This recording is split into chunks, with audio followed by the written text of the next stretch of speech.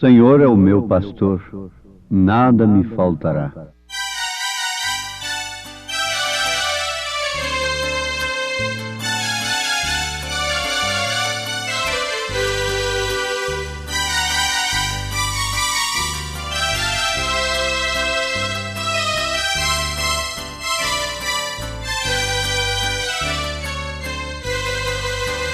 Eu preciso pensar mais em Deus, mais em Deus eu preciso pensar.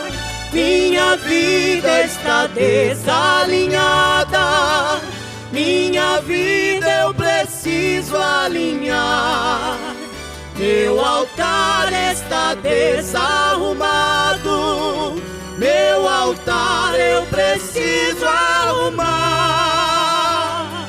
Crente assim desta maneira, no céu não pode entrar. Meu altar são as pedras que desmoronaram dos meus dias que tristes passaram, quando longe de Deus eu fiquei. Meu orgulho foi a causa dos pecados meus. Esqueci de pensar mais em Deus, vaidoso assim fracassei.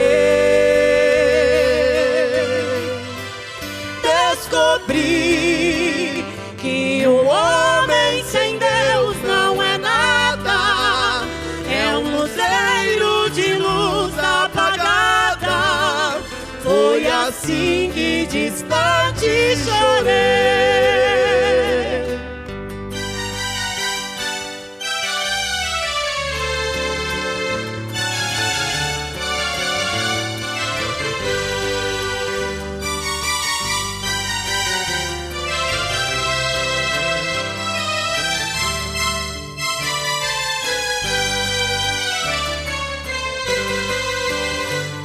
Eu sei que o cair é do homem, mas o Senhor o faz levantar. Por mais que ele tenha pecado, Deus é grande em perdoar. Quando o homem confessa e deixa, misericórdia alcançará. Bem-aventurado há de ser quem consertar o altar. Meu altar são as pedras que desmoronaram dos meus dias que tristes passaram, quando longe de Deus eu fiquei.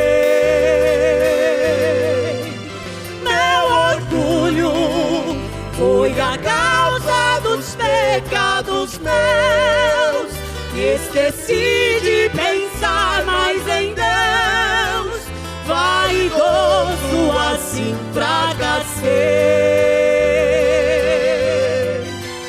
Descobri que o homem sem Deus não é nada, é um luzeiro de luz apagada. Foi assim que distante chorei. Mas Jesus, com sua graça infinita e inefável, me estendeu sua mão tão amável e me trouxe de volta pra luz.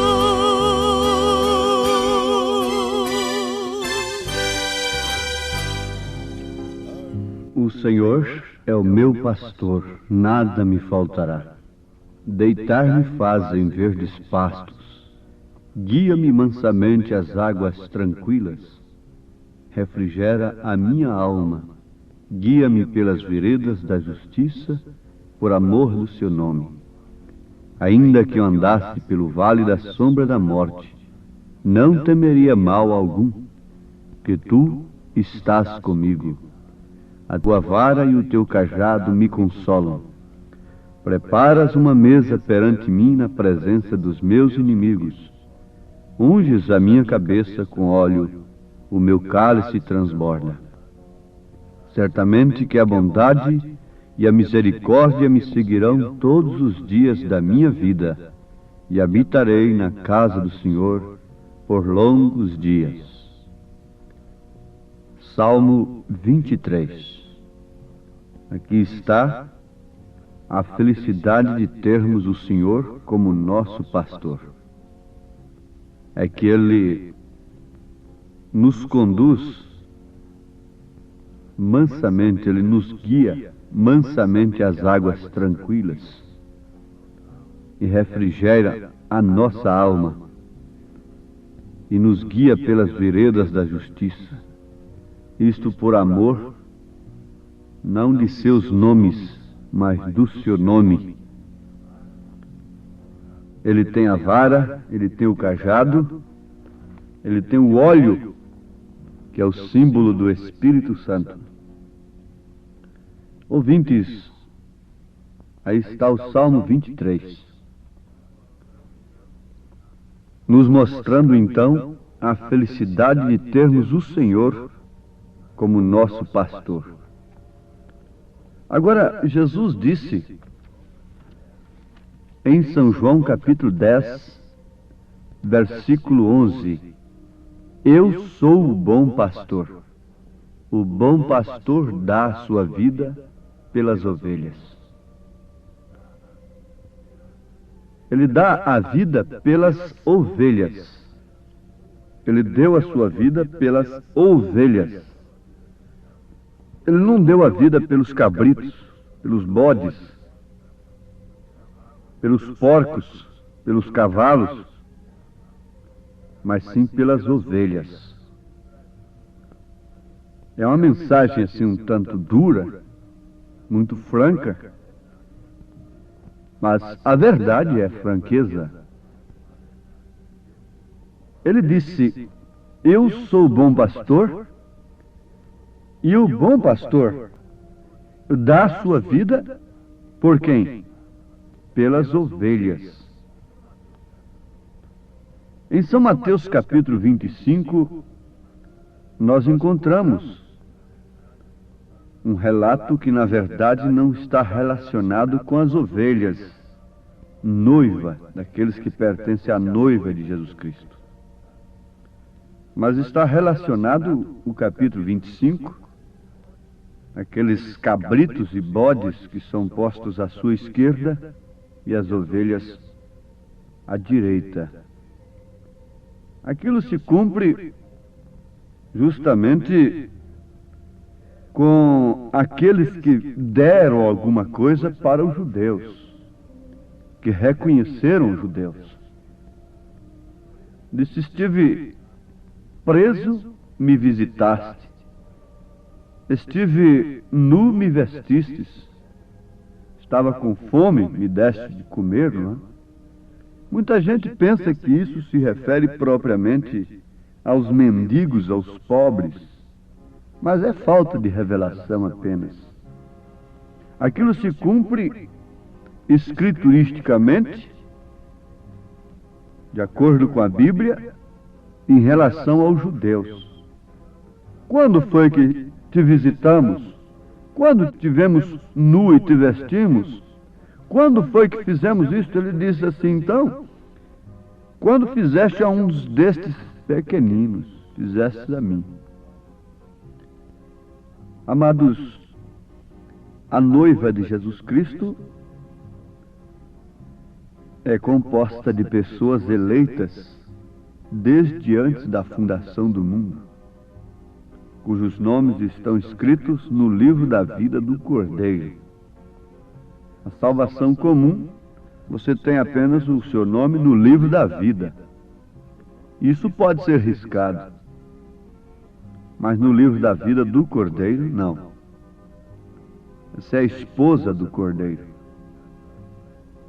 A predestinação está justamente pela onisciência de Deus.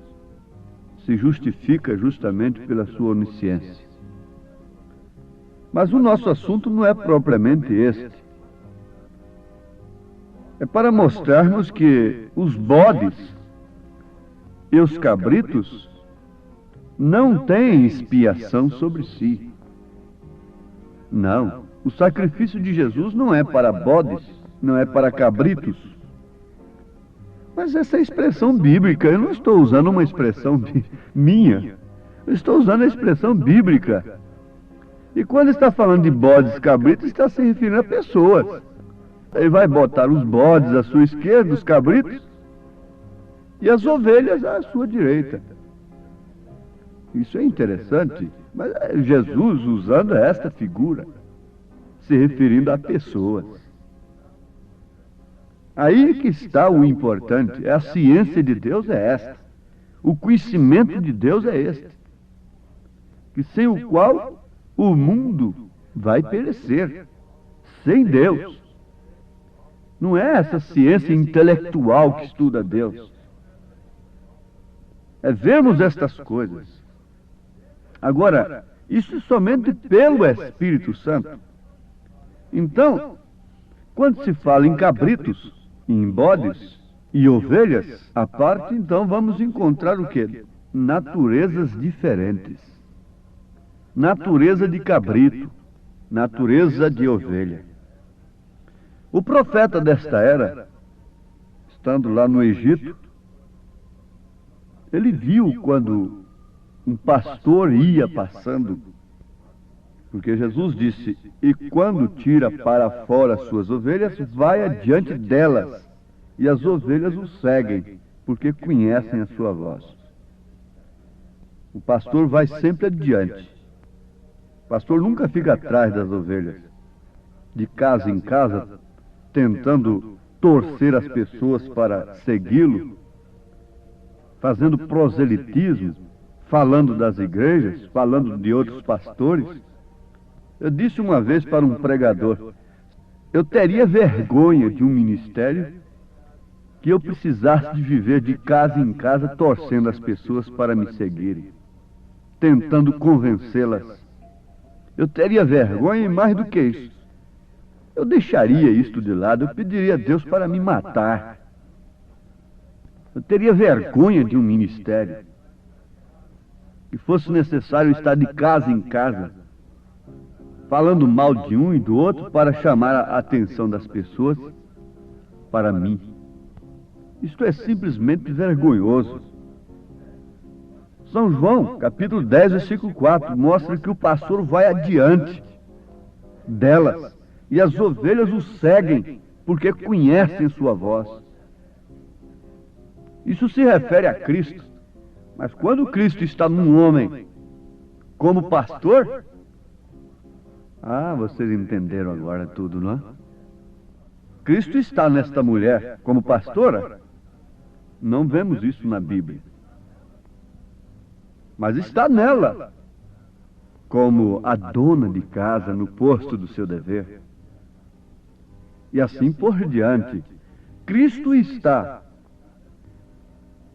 em cada membro do seu corpo para que cada membro exercite, quer dizer, leve a cabo a sua função. O mesmo sangue que irriga o meu cérebro, irriga também o meu pé. É o mesmo sangue. Mas o meu sangue que está irrigando o meu corpo dá vida para os meus pés sustentarem o meu corpo e através deles o meu corpo andar. Mas essa vida que está nos meus pés, este sangue que irriga os meus pés, não lhe dá capacidade de pensar, de raciocinar. Essa mesma vida dá capacidade ao cérebro para pensar, raciocinar. Agora você já viu um homem aí andando com a cabeça no chão e as pernas para cima? Pensando com os pés e andando com o cérebro? Que contraste, que coisa esquisita. Assim está o chamado corpo. mulheres pregadoras, etc, etc. Isso é como o homem querendo andar com o cérebro e pensar com os pés. É o mesmo sangue, é a mesma vida, é o mesmo Cristo em cada membro, em cada pessoa, mas cada um na sua função. Mas vamos adiante com o assunto das naturezas diferentes. Então, o pastor ia na frente do rebanho, lá no Egito. O profeta disse para o seu guia: pare um pouquinho. E ficou reparando aquilo. Disse: agora sim, agora eu vou ver a briga. Vou ver o que vai acontecer ali. É que lá eles expõem as frutas, os legumes, nas ruas. Então ele ficou observando. Agora, aquelas ovelhas vão comer aquelas frutas.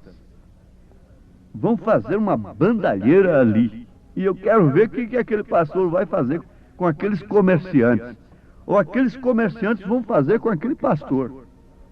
Porque o responsável seria o pastor. E o pastor ia na frente e nem olhava para trás, para ver se algumas ovelhas haviam se desviado para comerem frutas e legumes que estavam ali à venda no comércio. Ele nem olhava para trás. Que coisa! Causou expectativa no profeta. Mas, para sua surpresa, as ovelhinhas cabisbaixas nem olharam para as frutas, nem sequer olharam para aquelas mercadorias expostas na rua.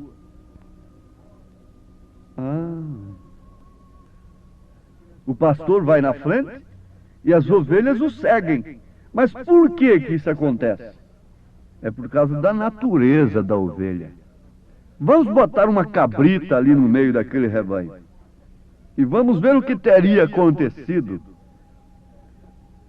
Vocês já estão entendendo tudo, eu creio que sim. Não precisa nem detalhar a coisa. Põe uma cabrita, um rebanho de cabritos, e passa ali entre frutas e verduras, legumes. E vamos ver o que vai acontecer. Banca o pastor, vai na frente de um grupo de cabritos, de cabras, e nem olhe para trás. Eles têm que ficar com um chicote daqui e dali, gritando, e corre dali, porque a cabrita sobe ali, pula ali, come dali, fuça dali. Vê essas coisas do mundo, tudo quer comer. Vem uma nova moda, quer comer aquilo, engole tudo que vem. Pisa na palavra de Deus, sobe nas coisas puras, nos alimentos, pisa nos alimentos. Quer comer, quer pular. Por causa da natureza. A natureza é diferente. Ela nasceu ovelha, aquele outro nasceu cabrito. Ela nasceu ovelha, aquela outra nasceu cabra. Mas haveria possibilidade de se transformar? Sim, amados. Aí então vem novamente o assunto do novo nascimento. É necessário que tenhamos, pelo poder do Espírito Santo, uma morte e uma ressurreição. Uma morte e uma ressurreição. Nós estamos mortos para os delitos e pecados, quando de fato temos nascido de novo. Antes, nós fazíamos a vontade dos pensamentos. Paulo disse isso. E vos vivificou, estando vós mortos em ofensas e pecados, aos Efésios 2. Em que noutro tempo andaste segundo o curso deste mundo, como cabritos. Tudo que vê quer comer, engole. Tudo que vê cobiça. Veja só, em que noutro tempo andaste segundo o curso deste mundo, segundo o príncipe das potestades do ar, do espírito que agora opera nos filhos da desobediência, entre os quais todos nós também antes andávamos nos desejos da nossa carne, fazendo a vontade da carne e dos pensamentos. Não estamos livres de pensamentos errados. Só há uma diferença. É que antes nós fazíamos a vontade da carne e de tais pensamentos. Hoje nós os refutamos, os resistimos. Resistiu o diabo e ele fugirá de vós, diz a palavra. E Paulo continua dizendo: e éramos por natureza filhos da ira, como os outros também. Mas Deus, que é riquíssimo em misericórdia pelo seu muito amor com que nos amou, estando nós ainda mortos em nossas ofensas, nos vivificou juntamente com Cristo. Pela graça sois salvos. E nos ressuscitou juntamente com Ele e nos fez assentar nos lugares celestiais em Cristo Jesus. Continuem lendo isso e buscando as referências. Aos Efésios capítulo 2. Amados, Evangelho é isto. Sã doutrina é nós encararmos, discernirmos a nossa própria natureza. É olharmos no espelho de Deus. É contemplarmos o nosso estado diante de Deus e ver se de fato temos sido ovelhas. Ora, é muito fácil. Ninguém se engane. Vejam quais eram os seus desejos antes e pelos quais você sofria, enfrentava lutas até levá-los a cabo. E veja, analise quais são os desejos que você tem hoje e pelos quais você enfrenta lutas e dificuldades para levá-los a cabo. Antes você tinha desejos de comer tudo que via do mundo, essas bolotas do mundo, essas modas do mundo, estas coisas que estão aí de graça nas avenidas, expostas nas igrejas, nas repartições, nos comércios, em todos os lugares. Antes, você tinha desejo e fazia tudo para cumprir esses desejos pecaminosos.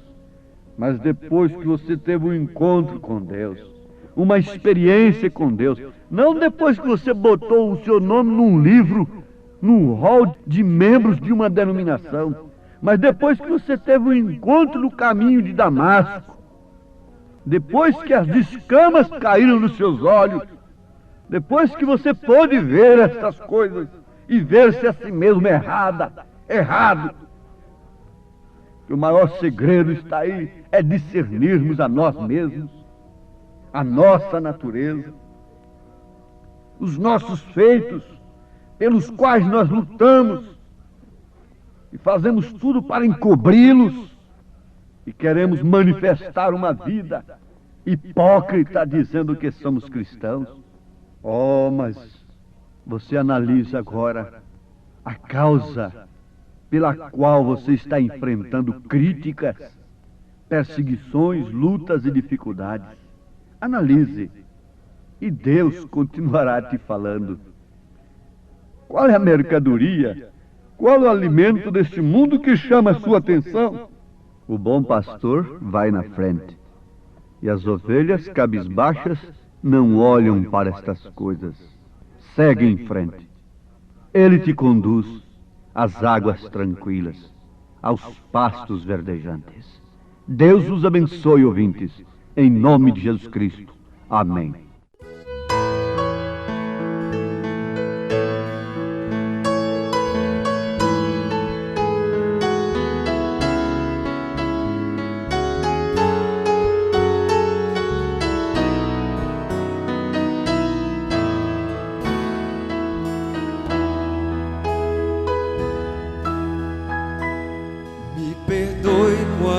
Te entristeci, me perdoe quando não aceitei, me perdoe quando eu insisti, me perdoe quando não calei, Me perdoe quando não te ouvi, ou até quando não suportei teu silêncio falando pra mim que tu sabes o que eu não sei. Eu prometo, Senhor, me humilhar e decido em ti confiar.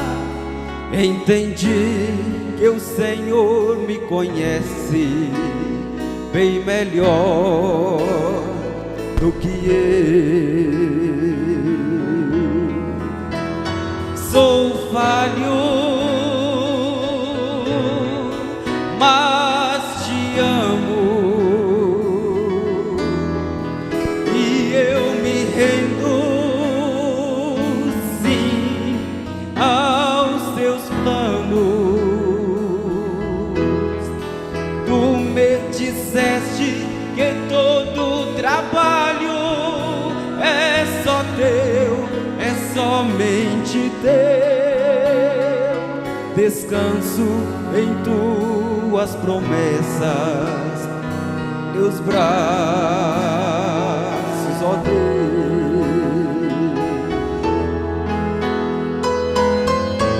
Pai, perdoa os meus pecados, Senhor.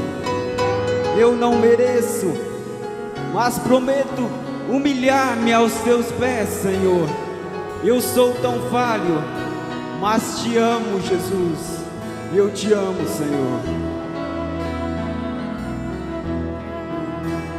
Eu conheço o teu coração e o teu nome escrevi em minhas mãos. De você não me esqueço jamais. É você que às vezes falha. Não suporto ver você chorar. Me levanto ao ouvir você clamar, mesmo que fique sem entender. Sempre tenho o melhor pra você.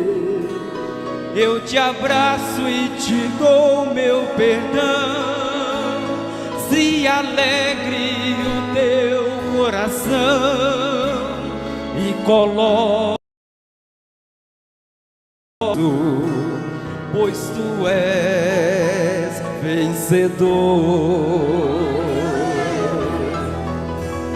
És falho, mas eu te amo, e pra você sim tenho os melhores planos. Meus olhos nunca se afastam de você pra te proteger. Me escute sempre lhe dizendo: eu estou aqui com você. És falho, mas eu te amo, e pra você sim tenho os melhores planos.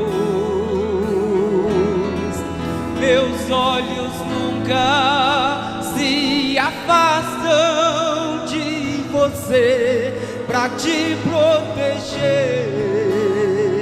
Me escute sempre lhe dizendo: eu estou aqui com você. Me escute sempre lhe dizendo: eu estou aqui com você.